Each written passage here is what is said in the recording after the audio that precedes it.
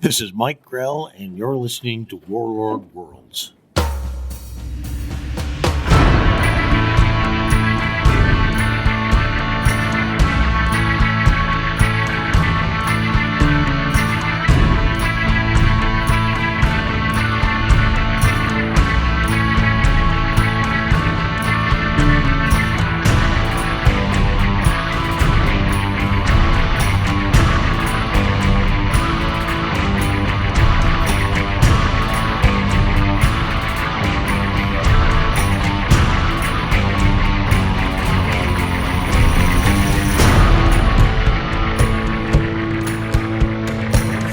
Welcome back, and thank you for listening to Warlord Worlds, a fan podcast devoted to the comic creations of writer and artist Mike Grell, including the Warlord, Jon Sable, and Green Arrow. I'm Ruth. And I'm Darren, and this is a fan podcast. We're not affiliated with Mike Grell, and the opinions expressed are just ours. We do this podcast simply because we enjoy reading and talking about the comics of Mike Grell. The number of issues covered in each episode varies based on story arcs. Today we're talking about the special 50th issue of The Warlord, which pulls together many storylines from the series, as well as bringing back some characters we haven't seen in a while. In addition, we'll be covering Green Arrow number 44 through 45, and Jon Sable Freelance number 34 and 35. If you enjoy the podcast, please check out MikeGrell.com. That's his official site where you'll find all of the latest news, including his convention schedule. If you're able to see Mike at a convention, pre-orders for convention sketches may be placed through Scott Kress at CatskillComics.com. And if you can't make it to a convention, but would like to get an original drawing, then Scott Kress can help you out with that as well. Just make your request at CatskillComics.com. Scott is a terrific gentleman, and we've really enjoyed getting to know him over the years. Another great place to keep up with the latest news is the Mike Grell page on Facebook. Longtime fans and our friends Gus Sebalius and Jeff Messer do a great job with that site. Since our last episode, it has finally been announced that the Warlord Omnibus is being released this coming November. Fans have been waiting a long time for this, as has Mike Grell himself. This is very exciting news to make all fans happy and will be a great Christmas present for fans this holiday season. We enjoy giving shout-outs to our friends and sharing listener feedback, so please feel free to write us anytime and join in on the conversations. We'd love to hear your thoughts about any of Mike Grell's titles. I'm always interested in hearing what others think of Mike Grell's stories and art, and it's great to hear how people first discovered him. We'll provide our email address and other ways to reach us at the end of the episode. Warlord Worlds is part of the Rad Adventures Podcast Network. If you enjoy the show, please consider checking out our other podcasts that are available on Apple Podcasts, Spotify, Amazon Music, and YouTube. Xenozoic Xenophiles covers the post-apocalyptic adventure series Xenozoic Tales, featuring Cadillacs and dinosaurs by writer and artist Mark Schultz. And Trekker Talk is devoted to the adventures of 23rd century bounty hunter Mercy St. Clair from the pages of the sci-fi comic Trekker by writer and artist Ron Randall. Mike Grell, Mark Schultz, and Ron Randall are our favorite comic creators. Their stories are always filled with adventure and interesting characters, and their art is excellent. We hope you'll try out our other shows, and we'll be sure to include links to those podcasts in our show notes. But now it's time to talk about some great Mike Grell comics right after this promo for another podcast you might enjoy. Worlds would live, Worlds would die. and DC Comics would never be the same again. Crisis on Infinite Earths. The crossover so epic it reached every corner of the DC multiverse. Join DC Dave And Doug Adamson as we discuss the Monitor Tapes. at Crisis on Infinite Earths podcast. Find us on your favorite podcatcher and join the discussion at themonitortapes.com. The Warlord, number 50, October 1981, by Fire and Ice. Written and illustrated by Mike Grell, inks Bob Smith, letters John Costanza, colors Adrian Roy, editor Ross Andrew. Our story opens with the warlord Travis Morgan and Shakira standing on a rocky outcrop looking at Castle Demos in the distance when they hear horses approaching. They prepare for battle only to see the riders are Tara, the Queen of Shambhala, and Atun. Tara knew this is where Morgan would go, and he tells her he has to deal with this to find a way to move forward. Thousands of years in the past, in the age of the Wizard Kings, A message has been delivered to Mongo Ironhand, and he explains to Mariah and Mashist that they must help Sargon Fireeye. The magic book has fallen into the hands of the creature they encountered in the labyrinth, and he believes it will fulfill an ancient prophecy to bring darkness across the land. Inside the castle, the misshapen form of Deimos we met at the end of the previous issue is instructing his assistant Faldrin to bring Jennifer to him. Jennifer appears to be in a trance. Her eyes are open, but she neither speaks nor moves. Deimos forms a magic symbol on the floor and calls upon Ashia, the witch. Deimos tells her that Jennifer is the daughter of their mutual foe, Travis Morgan, and he plans to make her his consort. He wants the help of the witch to send him back in time to meet the evil one, and she agrees to cast the spell. There, Deimos convinces the evil one to restore his body in exchange for anything he requests. The evil one casts the spell, and the body of Deimos is restored before him. Just then, Mongo Ironhand, Mashist, and Mariah race into the throne room. As the battle begins, Mashist frees Sargon at the same time the evil one takes his payment by extracting all of Deimos' powers and then making a quick retreat. Deimos suddenly finds himself hurtled back through time to reappear before Ashia, and though his body is restored, he has no powers. Learning that Travis Morgan is approaching the castle and realizing he is without powers, Deimos offers to make Ashia his queen if she will use her powers to fight the warlord, but she laughs at him for being so quick to change his mind. Instead, she plans to watch to see what Travis Morgan will do to Deimos' newly restored body. As the warlord and his companions are entering the castle gates, a laser blast rips through Atun, while a second blast knocks Tara from her horse. It is Deimos who is firing the weapon from a secluded balcony far above. Morgan shouts to Shakira to tell her to stay away while he continues on into the castle to face Deimos. The warlord weaves and dodges the laser fire while making his way further through the castle, but as he gets closer, he sees that Deimos is hiding behind Jennifer and using her as a shield while he continues to fire laser blasts. Deimos shouts to tell Morgan to drop his weapon and step into view, or he will kill Jennifer in front of him. Morgan steps forward, but just as Deimos fires, so does the warlord, and when the bullet from his gun hits the laser rifle, it explodes in Deimos' face, throwing him backwards. Deimos quickly takes a horse and rides away from the castle, as Morgan returns to Tara and Shakira, and the three mourn the loss of Atun. As Morgan rides away on his horse, he asks Shakira to help Jennifer to see if he can free her of the trance. Deimos races northward into the snowy wilderness with the warlord in pursuit. In the distance, Morgan hears howling and sees a pack of wolves attacking Deimos, and behind him we see the wrecked hull of the ship that brought Jennifer to Skataris. The warlord rushes forward to drive away the wolves to ensure he isn't robbed of his vengeance, but upon further consideration, he decides to leave Deimos to the wolves. The cover of the issue features a beautiful central image of Morgan and Tara in full color, with monochrome images of the other key characters including Shakira, Mariah, Mashist, and Deimos around the border. This special extra-long issue is a great way to celebrate a milestone like a 50th issue. The story is excellent and the art is wonderful. We spend time with all of our beloved main characters, including Morgan, Tara, Shakira, and Jennifer, as well as Mariah and Mashist, who are still back in the age of the Wizard Kings. We even get a visit from Ashia the Witch, who has shown up a few times during the series, and we get a brief mention and reminder of Morgan's son. And of course, we see the villain Deimos once again defeated, which is always satisfying. Another nice feature of the issue is a one-page chronology of the first 50 adventures of the Warlord, from the first issue special all of the way through issue 49.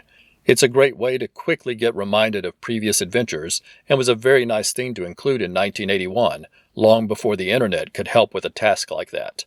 Thankfully, we have Mike's lush artwork for this action-packed issue, including the wonderful double-page title page that we love seeing in every issue.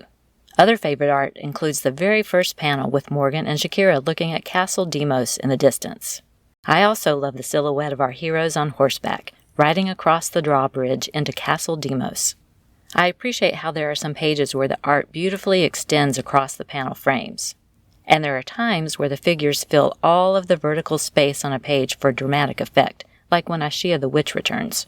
There are several exciting action sequences in this story where the movement and speed of a fist throwing a punch, or a laser blast, or a character dodging and falling are terrific. The chase through the snow near the end of the issue is filled with great art. I like the contrast of the snowy plains against the dark sky, and the isolated image of the wreckage of Jennifer's boat, and the full-page layout of Morgan fighting off wolves is amazing. This is a very satisfying issue of a fantastic series. Mike Grell is a wonderful creator.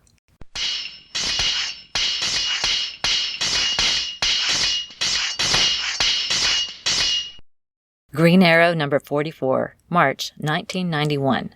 Rock and Ruins, Part 1. Written by Mike Grell. Pencils, Rick Hoberg. Inks, John Nyberg. Letters, Steve Haney. Colors, Julia Lacquement. Associate Editor, Katie Main. Editor, Mike Gold.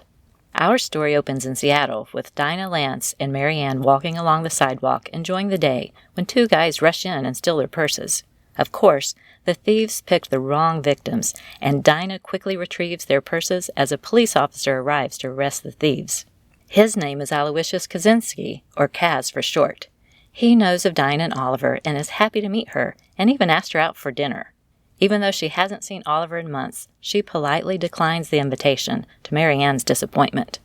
Next, we join Oliver, who is traveling through Wales, having stayed on that side of the Atlantic following his recent trip to Northern Ireland. Oliver passes by a small home where he asks for a drink of water from a man named Tom, as his wife Laurel and their son Tommy keep away at a safe distance. Quickly realizing he isn't welcome, Oliver continues on his way, but moments later a car pulls up to the home. Mr. Barton and his rough-looking chauffeur have returned again to pressure the family to sell their land, but they refuse as they have apparently done other times in the past. Mr. Barton shares some veiled threats, and then picks up a hammer and begins to swing it toward one of Tom's art projects. An arrow streaks by, knocking the hammer from Barton's hand as Oliver steps into view. Oliver and Barton exchange threatening stares, and then Barton turns to leave, telling Tom this is far from finished. The family thanks Oliver and invites him to dinner. He learns the family name is Jones, and he has a good laugh over him sharing the name Tom Jones with a popular Welsh singer. Over dinner, Oliver learns that Mr. Barton has bought all the surrounding land for development. He wants Tom's land because it has a brook that he wants to dam up to create a lake, which will mean flooding the beautiful glen. Tom admits that Barton is offering a small fortune for the land, and while he is tempted, he doesn't want to sell the land that has been in his family for many generations.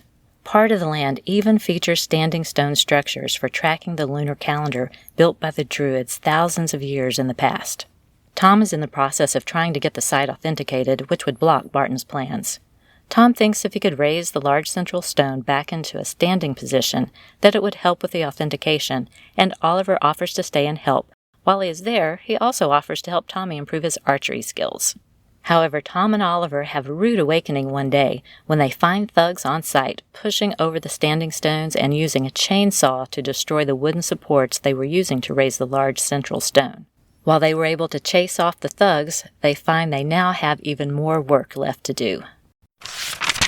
This issue features a stunning cover by Mike Grell of the Glen with a circle of standing stones and an arrow in the ground in the center.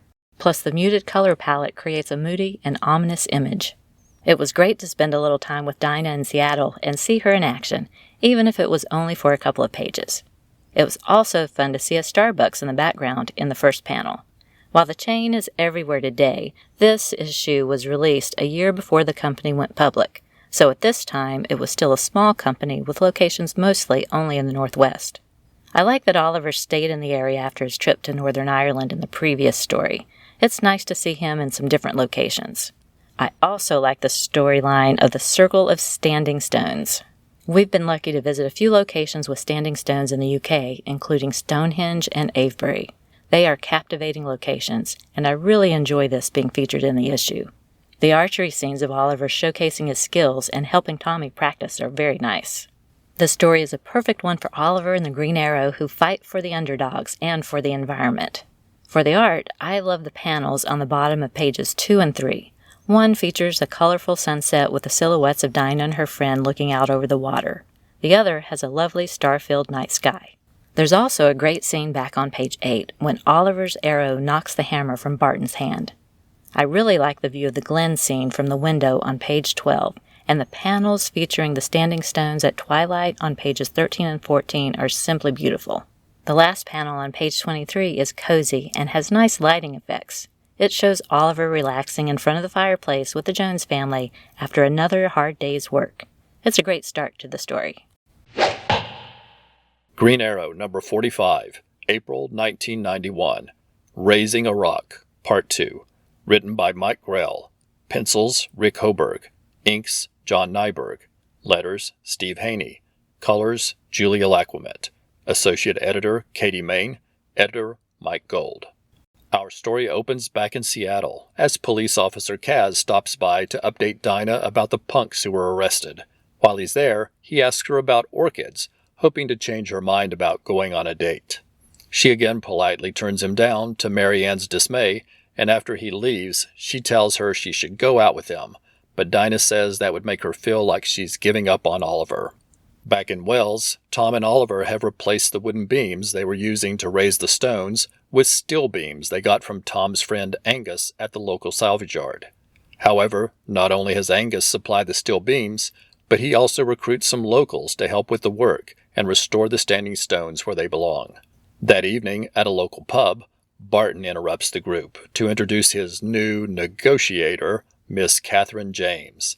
As she sizes up the situation, Barton throws some more threats at Tom, including blinding his one remaining eye. On the drive home, Tom tells Oliver the story of how he lost his eye, which was from a careless accident while working on a marble sculpture without using safety goggles. Meanwhile, across town, Angus has returned to the salvage yard when Catherine James, the negotiator, uses a bulldozer to topple a junked car on top of him. Following the accident, Tom and Oliver find that no one else is willing to take a chance on helping them, so they are back to working on the project themselves. The next day, Tommy goes missing, and Laurel finds a bill of sale awaiting Tom's signature instead. With difficulty, Oliver stops Tom from going after Barton, and instead goes himself. Oliver finds Barton and Catherine James waiting for Tom. He draws back an arrow and demands to know where Tommy is, and then he sees a tall man in the shadows holding a knife at Tommy's throat. Oliver releases his arrow, easily taking out the man with the knife. He then turns as Catherine James aims a gun at him, and she fires a bullet just as he releases another arrow. The next day, Oliver says goodbye to the Joneses and leaves to continue his travel. As he walks away, we see the central standing stone back in place where it belongs. We get another awesome cover by Mike Grell for this issue. Oliver is dressed all in green and standing in the center of the standing stones, with his bow in hand and an arrow at the ready. This issue moves very fast, with lots of developments in quick succession, from a brief visit with Dinah, to a new villain, to increased threats, to deaths, to a resolution. I thought the character of Catherine James had a great introduction, and she was definitely threatening. We get some nice art in this issue, including some nice scenes of Seattle. We get one in the very first panel, and another that shows us the stone tower of Sherwood Forest, which is a treat to see. I also really like the double-page title page as the locals work with Tom and Oliver to raise the standing stones back in place. The panel on page 8 of the moon at night over the fallen central stone is a great image as well. And I like the panel on page 12 of the truck driving at night, with the headlights illuminating the road ahead. The swirls of light in the night sky are a great effect. And the last page is filled with several great images, including the final panel of Oliver walking through the standing stones into the sunset. Jon Sable Freelance, number 34, March 1986. Created, written, and illustrated by Mike Grell. Letters, Ken Brusnak. Colors, Lynn Varley. Editor, Rick Oliver. The story opens in Idaho with a couple camping in the woods. The woman goes off to the river alone and never returns, and later we learn the search has been called off, with a bear attack being suspected. Later, Jon Sable arrives at the Owl Cafe, where he is meeting a man named Winter Wolf, who is going to guide him into the mountains for some hunting. An old man soon arrives to meet Sable, but the waitress quickly hurries the two men out of the cafe, telling the older man, who she calls Ben, that he knows better than to be there. As they leave, Sable asks Ben, who is also called Winter Wolf, What is going on? And then he sees a van with a white power symbol and notices men wearing hats with the Nazi swastika. Oliver has his answer, and he turns away in disgust. As the two travel by horse into the mountains, the men exchange stories, and Winterwolf wonders aloud if the Sable might be Jon Sable's totem animal. He then tells Sable of when he was a young man and lost in the mountains during the winter. He saw a wolf and could hear a voice in his head telling him he would be a hunter and a wanderer.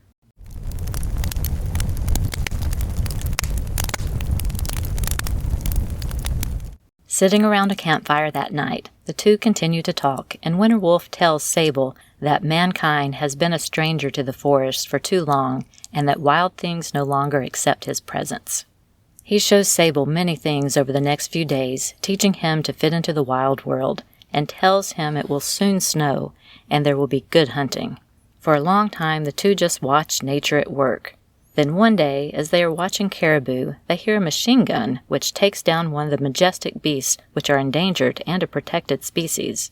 Sable and Winterwolf follow the two men who drag the carcass to a secluded and heavily fortified compound, where they see women being held captive.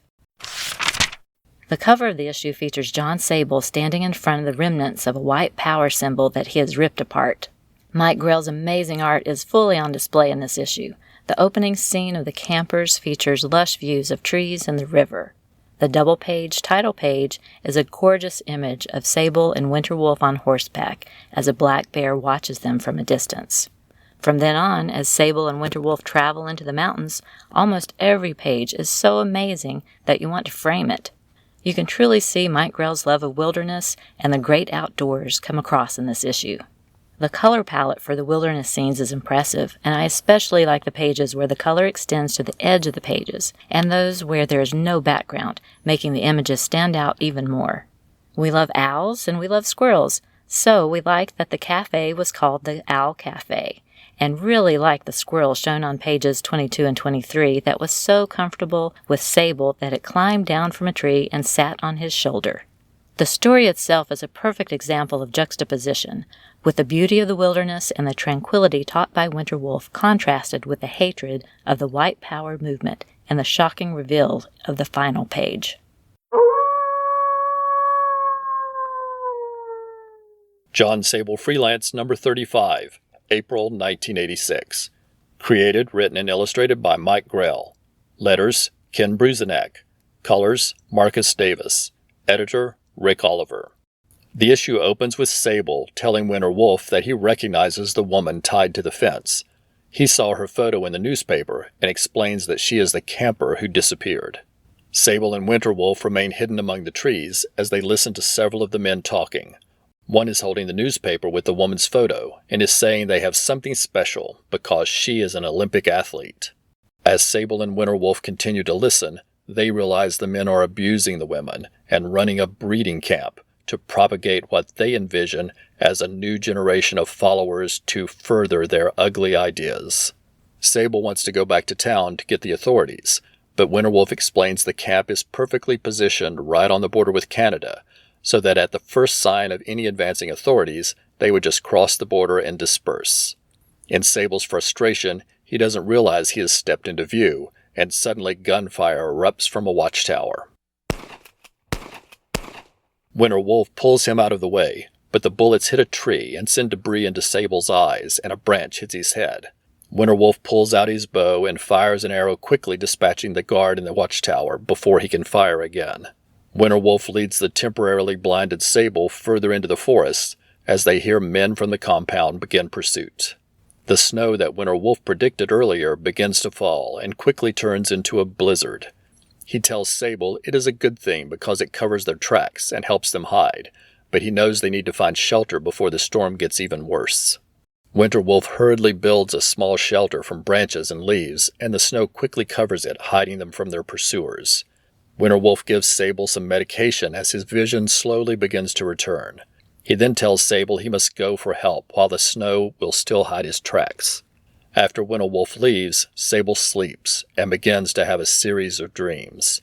He wakes after the snow has stopped. His vision has fully returned, and he steps out of the shelter and makes his way back toward the compound, only to find the dead body of Winterwolf by a tree. He has taken out several of the men, but there were too many for any one man to overcome. Using the cover of night, Sable kills the man guarding the captured camper at the fence.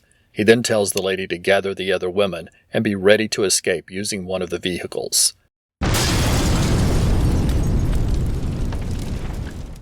A short time later, a huge explosion rips apart one of the buildings in the compound, and Sable makes sure he is seen so that he leads the men after him as the women escape in another direction. During the chase, Sable dispatches several of his pursuers, but is then stopped at the edge of a cliff by the leader of the group, who has a gun aimed directly at him.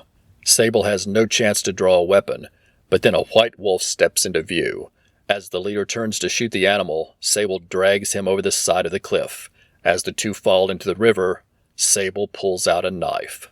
Later, as Sable walks safely away, a wolf howls in the distance. Wow, this is a tough story in many ways. The situations Jon Sable encounters are uncomfortable and atrocious. And we use that word intentionally because it means something that is wicked, cruel, or brutal that causes pain or suffering. However, Mike Grell never shies away from telling a difficult or challenging story. Stories like this need to be told to prepare us for dealing with injustices in real life, and it was Mike Grell's ability to tell stories like this in a meaningful way that made Jon Sable and Green Arrow successes during their original runs. It was a genuine relief to see the women escape, and to see the compound destroyed, and to see the bad guys defeated in the end. However, it was very sad to lose Winter Wolf during the story. I would have liked for him to be a recurring character for Sable to visit, and to go hunting with in the future, and to continue teaching Sable more skills. However, there was some definite foreshadowing in the story that made us know to be prepared for this loss. I do like that a wolf was involved in taking down the leader of the compound at the end of the story. I choose to believe it is another form of our kind-hearted Winter Wolf who is there to see that justice was done. In the midst of this ugly story, we have some wonderful artwork by Mike Grell. The snow-covered landscapes and the backdrops for the wildlife are truly impressive. Even the harshness of that blizzard comes across on the page as you see Mike's illustrations of the winds and the heavy snowfall. I liked seeing the survival skills in action as Winter Wolf did so much to care for Sable when he was injured, and Mike's art brings that sequence to life. The explosion at the compound is impressive, and the pacing of the escape and the pursuit and battle are well done. And the last waterfall where the final confrontation occurs is beautifully illustrated. This was a very poignant two-part story that was excellently told by Mike Grell.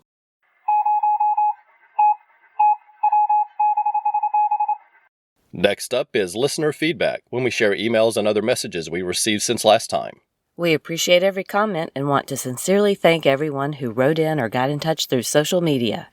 Professor Allen wrote, "Yay for a new Warlord Worlds. It just showed up on my phone, like magic. I'm still looking forward to you talking about the legendary issue 50. Thank you, Professor Allen. We're so glad you listened to the show and hope you enjoyed our coverage of the Warlord number 50 in this episode. We look forward to seeing what grade you give us for the coverage as well. Though knowing what a strict professor you are, we aren't expecting anything above a D+. Scott Garrison said, "I love this podcast, and it's because of you that I got into Mike Grell comics. We're delighted to know we helped introduce you to Mike Grell comics. You have a lot of great reading ahead." Mark Edwards contacted us to say this podcast is right up my alley, as Warlord 48 was the first comic I ever bought. And then Don Witt joined the conversation to say his first comic was number 44. Thank you both so much for sharing those origin stories. We really like hearing how everyone first discovered Mike Grell's awesome work. Raymond Morgan wrote saying, "I didn't know this podcast existed until now, and he wanted to thank us for the show. Thank you, Raymond, for your enthusiasm and your support." Our friend Sean, who hosts Peacebound and Down, a Wonder Woman podcast at the Fire and Water Network, wrote to say he loves the show. And then Comic Book Chip chimed in to send us love for the show as well. Thank you so much, Sean and Chip. We feel very fortunate to connect with everyone and to share our appreciation of Mike Grell's art and storytelling. This comic community is wonderful. A big thank you to everyone who took the time to write in. We sincerely appreciate all of you. Next, we want to extend our thanks to everyone who supported us on social media. These are people who promoted our last episode and shared comments. If we miss a name, let us know and we'll include it next time. And please do forgive us if we mispronounce your name. If that happens, just let us know, and we'll be happy to correct that next time as well. Al Sedano, Alex Najako, Austin Appleby, Bill Beer, Brian Mulvey, Chris at BTO and Bat Books, Clinton Robeson, Comic Book Chip, Cullen Stapleton, DC in the 80s, Derek W.C., Dr. G, Man of Nerdology, Ed and Terry Moore, Fabio Bocco, J. David Weeder, James Williams, Jared Albrecht, the yard sale artist, Jeff Messer, Jeffrey Sargent, Jim Carlson, John Baker, Karen Williams, Keith G. Baker, Kirk Spencer, Luke Ed, Mark Garrison, Mark Stroniker, Martin Gray, Michael Lane, Michelle Fife, Mike McCowan, Pat Sampson, Paul Hicks, Paul Keene, Paul Spataro, Professor Allen, Ron and Lynn Randall, Scott Garrison, Sean FWP, Simon Barry Brisbois, Warren Montgomery, Wendy Friedman, and William Huckleby. Thank you again, everyone. We really appreciate all of your support. We'll be back with our wrap-up right after this promo for another podcast you might enjoy. In 1975, Jaws was released. It is routinely regarded as one of the greatest films of all time, and is generally credited with creating the concept of the summer blockbuster. In 1978, in an obvious cash grab, Jaws 2 was released, failing to have lightning strike a second time, but presenting a generally enjoyable film. In 1983, Jaws 3D was released, shamelessly attempting to take advantage of a gullible audience. By 1987, there was no pretense of quality as Lorraine Gary and Michael Caine cashed paychecks for sleepwalking through a pointless and incredulous sequel. In 2016, Paul Spataro created Is It Jaws?, in which he and a group of rotating guest hosts discuss new and old movies and place them up against the Jaws scale, which ignores some elements of the actual films and sets forth a rating scale. Jaws, an all-time great classic film. Jaws 2, an enjoyable film with some flaws but worthy of multiple viewings. Jaws 3, a moderately enjoyable film. And finally, Jaws 4, a bad movie. Please join Paul and his guests as they ask the ever-important question, is it Jaws? Before we go, we want to provide our contact information. If you want to contact us directly or have something you would like to have read on the show, then please send an email to warlordworlds@gmail.com. You can find us on Facebook, Instagram, Threads, and Blue Sky as Warlord Worlds, and you can visit our website at warlordworlds.com for links to all of our social media pages. You can listen to the show through Apple Podcasts, Spotify, Amazon Music, and most other podcast apps, and all of our Mike Grell-themed episodes are always available at warlordworlds.com. You can also find the show on YouTube as part of the Rad Adventures Network. That's RAD, R-A-D, which is short for Ruth Ann Deeren. On the Rad Adventures YouTube channel and at radadventuresnetwork.com, you'll find all of the episodes of all of our podcasts, including Warlord Worlds, as well as Trekker Talk about 23rd Century Bounty Hunter Mercy St. Clair by Ron Randall, and Xenozoic Xenophiles about the Cadillacs and Dinosaurs series Xenozoic Tales by Mark Schultz. If you like the show, please consider leaving a review. Every review helps the podcast be more likely to show up in search results. And on YouTube, we hope you'll subscribe to the channel and give us some likes on the videos. Thank you for listening, and we hope you'll come back next time for another new episode of Warlord Worlds.